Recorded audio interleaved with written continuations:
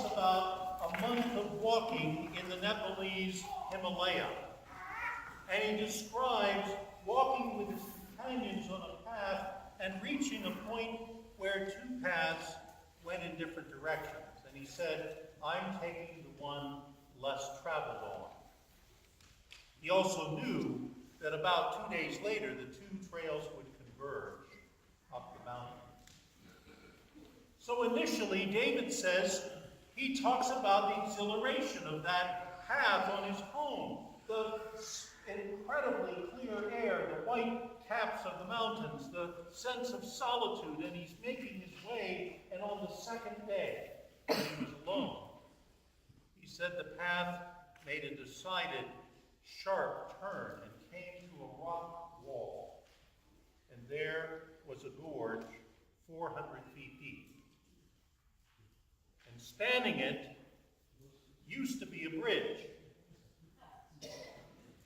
The one there now was hanging by one cable. The other cable had snapped, and the rotten wood from the base of the bridge, all of those planks were hanging in midair. And David White talks about the sense of struggle inside of him.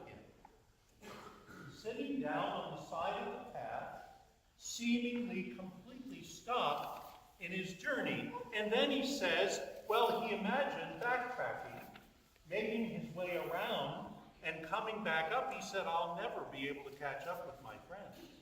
And then he pictured himself like Indiana Jones, bounding across the cable.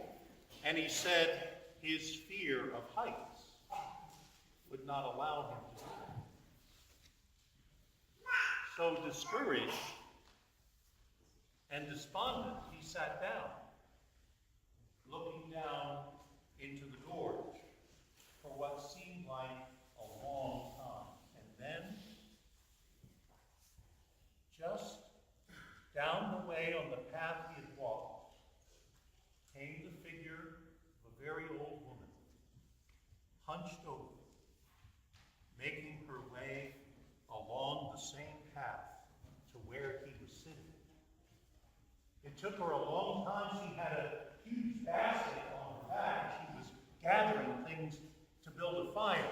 But she got to the plateau where David was sitting, and as soon as he saw her, her face broke out in this marvelous smile.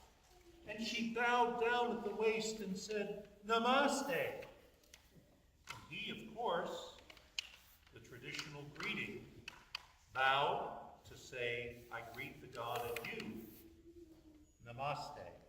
And as he stood up, she was walking. She was making her way on the trail, right past him, to the edge of the bridge, and she danced across the cable, pausing, he said, long enough, mid-cable, to turn around and smile at him again. And he picked up his backpack, and he made his way across the bridge and continued his journey.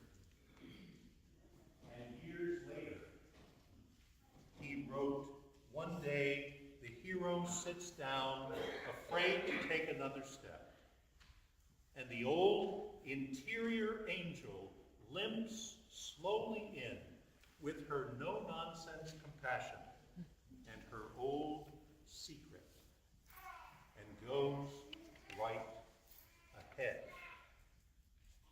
Namaste, you say, and follow.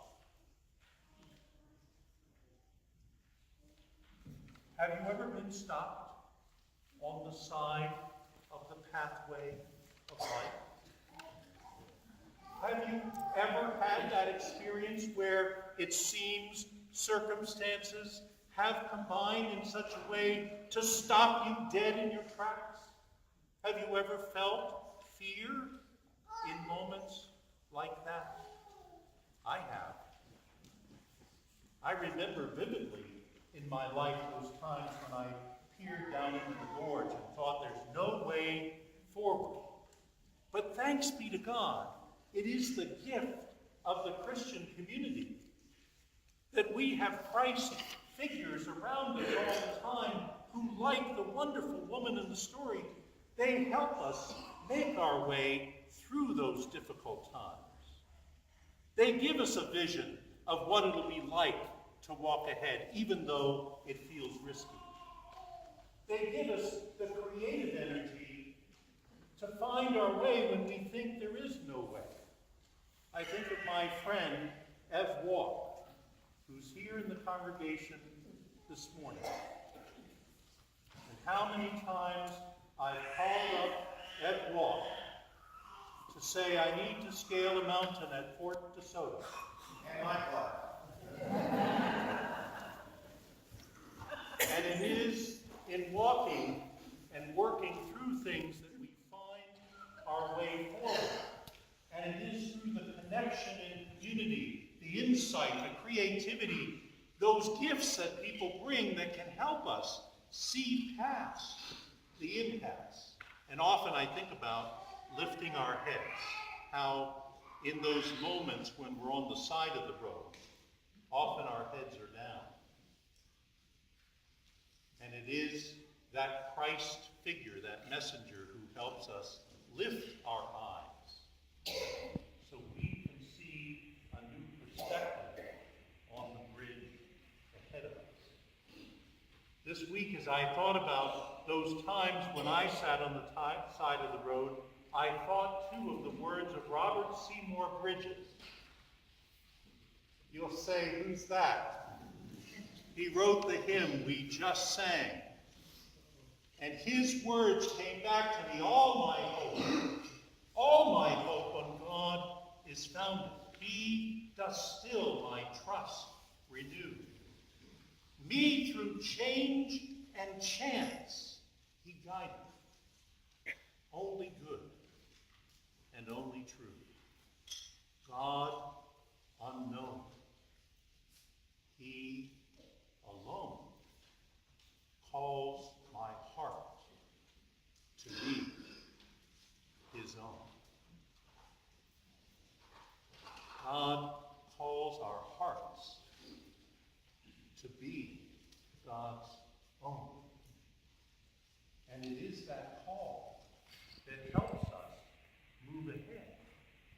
It is that call of Christ saying, follow me, that leads us out beyond those places that feel risky and difficult to us. It is Christ, the light of the world, who says, follow me in those lands I'm going to take you to, with all the things you don't know, and trust in me to help you find that pathway. I am so grateful this morning for the words from Luke, where Jesus stands in the synagogue in Nazareth and says, really a mission statement for himself and for us. What does he say? He says, I've come to bring good news to the poor. I've come to set the captives free. I've come to bring recovery of sight to the blind, to let the oppressed find freedom, to proclaim the year of the Lord's favor. It is our mission statement as a Christian community. Not to become a settlement on the side of the road. Not to settle in and say, oh, this is where we camp. But to always hear that call forward, out into the community. To know those people and form those partnerships that will help us carry out those 5 statements of mission. So I hold that up to you, the people of Holy Trinity today, that sense of mission always calling us forward, of Christ leading us into